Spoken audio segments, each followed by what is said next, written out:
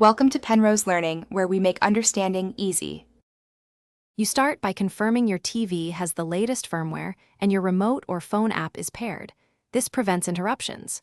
Once done, connect the TV to a stable Wi-Fi network and sign into the manufacturer account so settings sync.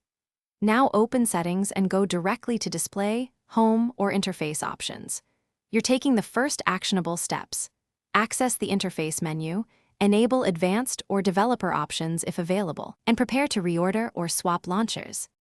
Next, customize the layout by using Edit or long press on app icons to reorder, pin, or remove them. This speeds navigation. If you prefer a different experience, install a launcher from the App Store and switch to it in Settings. Make sure you grant any requested permissions. Also adjust screen resolution, overscan, and HDR settings so UI elements fit.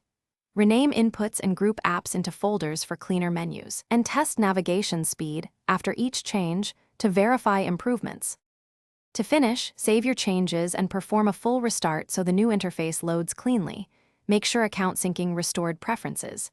If the system supports backups, export settings now or write down critical changes so you can reproduce them.